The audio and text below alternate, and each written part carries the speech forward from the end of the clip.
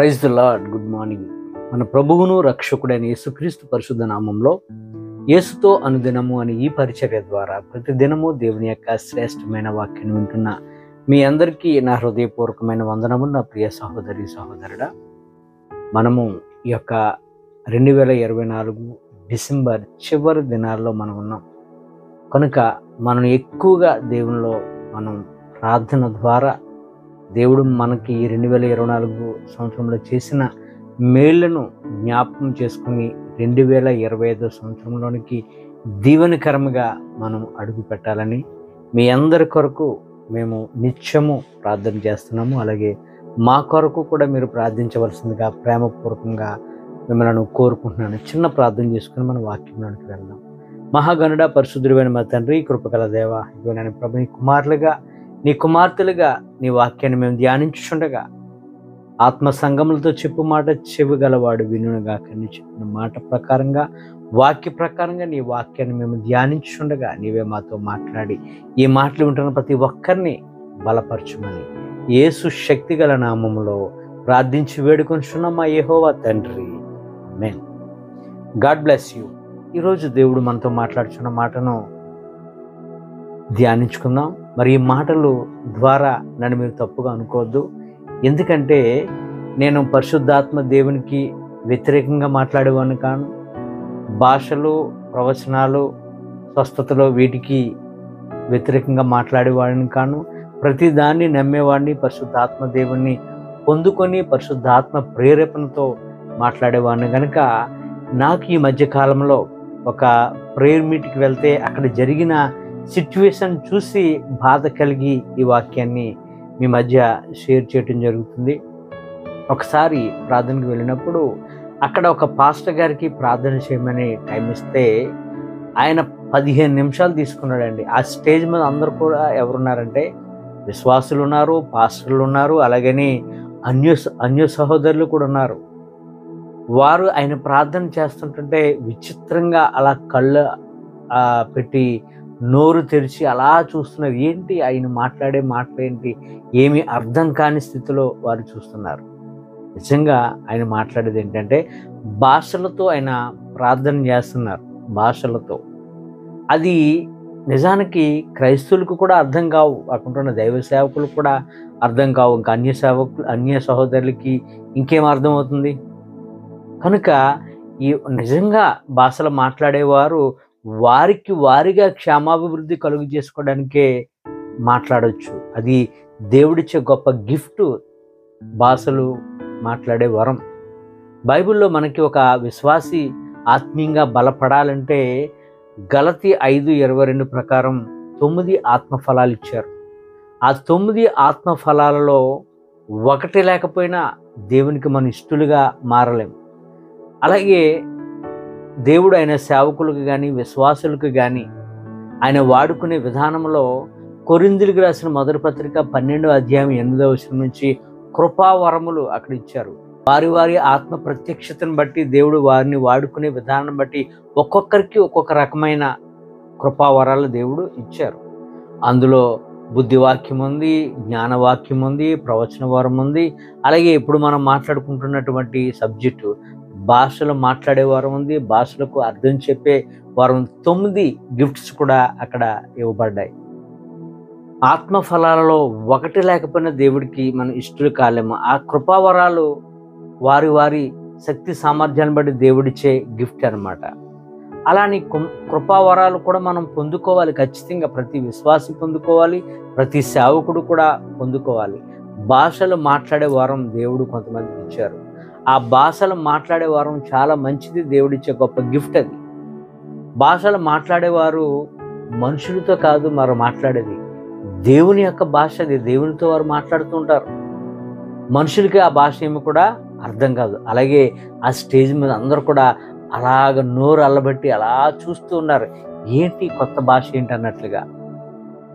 నిజానికి సేవకులు అలాగా తలంచుకొని ప్రార్థన చేసుకుంటున్నారు, కానీ నిజానికి వారికి అర్థం కాదు. భాషలు మాట్లాడేవారు వారే క్షేమాభివృద్ధి కలుగు చేసుకోగలుగుతారేమో కానీ ఇతరులకు క్షేమాభివృద్ధి కలుగు చేయలేరు. కనుక నీవు భాషలతో మాట్లాడుచున్నావు అంటే నీకు దేవునికి మధ్య జరిగే కన్వర్జేషన్ అది. ఒకవేళ నువ్వు భాషలతో మాట్లాడితే దానికి అర్థం చెప్తే మంచిదే. మనుషులతో కూడా నువ్వు మాట్లాడొచ్చు.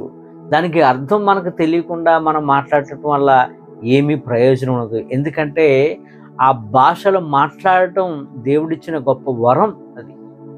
అది అందరికీ రాదు. నేను అది లేదని అనట్లేదు. ఖచ్చితంగా భాషలు మాట్లాడే వరం దేవుడిచ్చారు. నీవు మాట్లాడేటప్పుడు వినేవారికి నువ్వు మాట్లాడుతుంటే ఒక పరదేశిగా కనబడుతున్నా, అంటే నీ భాష వేరేగా అయిపోతుంది. అక్కడ జరుగుతున్న భాషలు వేరు. తెలుగు అయితే తెలుగు, ఇంగ్లీష్ అయితే ఇంగ్లీషు, తమిళ్ అయితే తమిళ్ ఉండొచ్చు ఆ ప్రాంతంలో. కానీ నువ్వు మాట్లాడే భాష అక్కడ ఉంటున్న వారికి భిన్నంగా ఉంటుంది. పరదేశిగా నువ్వు ఉంటున్నది నా మాటగా నేను చెప్పట్లేదు, దేవుని యొక్క వాక్యమే ఉంది.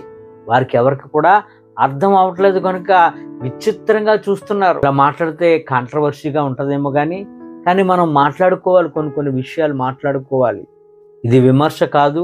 వాక్యముతో అన్ని సంగతులు మనకు బైబిల్లోనే పొందుపరిచారు. కొరింథీయులకు రాసిన మొదటి పత్రిక 14వ అధ్యాయము మొదటి నుంచి మనకి సుస్పష్టంగా భాషల కొరకు, అక్కడ ప్రవచనాల కొరకు రాయబడి ఉన్నాయి. అన్నీ ఉన్నాయి. కానీ మనం ఎక్కడ వాటిని ఉపయోగించాలో అక్కడ ఉపయోగించే విధంగా మాట్లాడాలి. కానీ అన్య సహోదరులు ఉన్నప్పుడు మనం మాట్లాడితే దానివల్ల నిజానికి అది నీకు ఉపయోగం.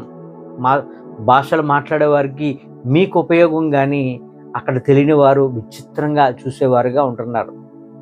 కొరింథీయులకు రాసిన మొదటి పత్రిక 14:28 అంటాడు, భాషకు అర్థం చెప్పువారు లేని ఎడల అతడు సంఘములో మౌనంగా ఉండవాలని. ఈ మధ్య చాలామంది కూడా మరి నేను ఇందాక చెప్పినట్లుగా చాలామంది మాట్లాడుతున్నారు. ఎవరికి కూడా ఏమీ అర్థం కావట్లేదు ఆ భాష. కానీ ఉంది, అది దేవుని యొక్క భాష. దేవునికి ఆ భాష మాట్లాడే వారికి మధ్య ఆ యొక్క టంగ్స్ కానీ, ఆ యొక్క మాటలు కానీ మంచిదే.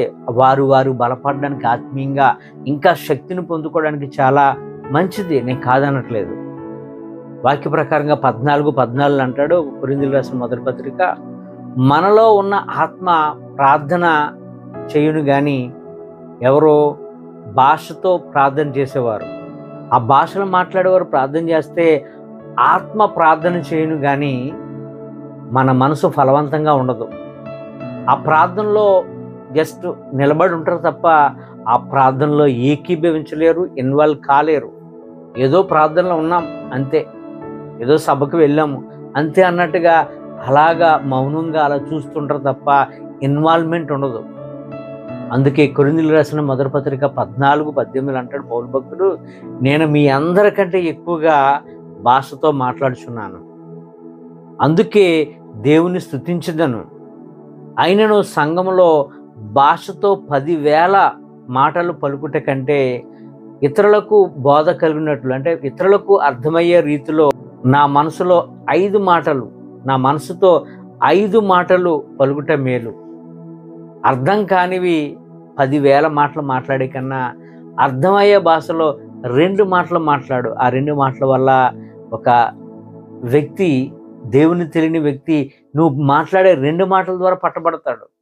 నువ్వు నిజంగా దేవుని యొక్క ఆత్మతో నింపబడి 10,000 మాటలు భాషలతో మాట్లాడటం వల్ల అతడికి ఏమి ప్రయోజనం ఉండదు. ఎందుకంటే అతనికి అర్థం కాదు కనుక. అర్థమవుతుంది కదండి. కనుక నా యొక్క భావన, నా వేదన ఏంటంటే 10 మందిలో ఉన్నప్పుడు, సంఘాలలో ఉన్నప్పుడు, సభల్లో ఉన్నప్పుడు, అన్యులు అక్కడికి వచ్చినప్పుడు మనం భాషలతో మాట్లాడటం వల్ల ఏమీ ప్రయోజనం ఉండదని నా భావన. అంతేగాని భాషలు లేవని భావన నాది కాదు. 100% కృపావరాల్లో కొరింథీయులకు రాసిన మొదటి పత్రిక 12వ అధ్యాయంలో కృపావరములో ఒకటి భాషలతో మాట్లాడే వరము దేవుడిచ్చారు. దాన్ని ఎవరు కాదనడానికి వీలు లేదు. దేవుడిచ్చే గిఫ్ట్ అది. ఆ గిఫ్ట్ని మనం చీప్గా ఉపయోగించేస్తున్నాం ఈ రోజుల్లో, చాలా చీప్గా ఉపయోగించేస్తున్నాం. వాళ్ళు అంటున్నారు, అన్యులు, ఏం మాట్లాడుతున్నాడండి అయినా, అతను తెలుగోడే కదా అని విచిత్రంగా చూస్తున్నారు. దానివల్ల ఆ వినే వ్యక్తికి ఏమైనా కాస్త అర్థమవుతుందా? నిజానికి అతను అన్యుడు, అర్థం కాకపోవచ్చు. అక్కడున్న క్రైస్తవులకి ఏమైనా అర్థమవుతుందా? అక్కడున్న సేవకులకి ఏమైనా అర్థమవుతుందా? ఒకసారి మనం అర్థం చేసుకోవాలి. ఆ భాషలు మాట్లాడటం ద్వారా అతనికే క్షేమాభివృద్ధి కలుగు చేసుకోగలడు. కానీ అర్థం కాని మాటలు మాట్లాడటం వల్ల ఎవరికి కూడా ఏమీ ఉపయోగము ఉండదు. ఒక్క 2 మాటలు అర్థమయ్యే మాటలు, నువ్వు గొప్ప సేవకుడు అవ్వచ్చు, బాగా భాషలతో నువ్వు దేవునికి బాగా కనెక్ట్ అవ్వచ్చు. ఒక్క 2 మాటలు నువ్వు మంచి మాటలు, అందరికీ అర్థమయ్యే మాటలు 2 మాటలు మాట్లాడితే ఆ మాట ద్వారా చీకటిలో ఉన్నవారు, పాప బంధకములో ఉన్నవారు, ఇబ్బందుల్లో ఉన్నవారు, వారందరికీ కూడా నువ్వు మాట్లాడే ప్రతి మాటలో అర్థమవుతుంది కనుక, అర్థమయ్యే రీతిలో నువ్వు మాట్లాడుతున్నావు కనుక ఆ మాట ద్వారా వారు పట్టబడతారు. కనుక మరి ఈ మాటలు మాట్లాడటం ద్వారా నన్ను తప్పుగా అర్థం చేసుకోవద్దు. కనుక మనమందరము దేవునికి కనెక్ట్ అవ్వాలి. ఆ దేవుడు ఇచ్చే వాక్యము వింటున్న వారికి అది హృదయంలోనికి వెళ్ళి హృదయంలో ఉంటున్న మలినమంతా కూడా మనకి బయటికి రావాలి. దేవునికి మనం కనెక్ట్ అవ్వాలి. అదే దేవుని యొక్క వాక్యము. కనుక ఈ మాటలు వింటున్న నా ప్రియ సహోదరి సహోదరుడా, మనం మాట్లాడే ప్రతి మాట ఇతరులకు అర్థమయ్యే రీతిలో మాట్లాడితే అది వారికి ఉపయోగము, మనకి ఉపయోగము. ఈ కొద్ది మాటలు దేవుడు ఆయన వినికిడిలో దీవించి మనందరినీ ప్రభు యొక్క ఆత్మలో గొప్పవారిగా దేవునికి కనెక్ట్ అయ్యి దేవుని కార్యాలు చేసేవారిగా దేవుడు మనల్ని దీవించును గాక. అలాగని భాషలు లేవని కాదు, భాషలు 100% ఉన్నాయి. దానిని మనం ఎక్కడ ఉపయోగించాలో అక్కడే ఉపయోగిస్తే వినేవారికి దీవెనకరంగా ఆశీర్వాదకరంగా ఉండాలని నా యొక్క మాటల యొక్క భావన. God bless you.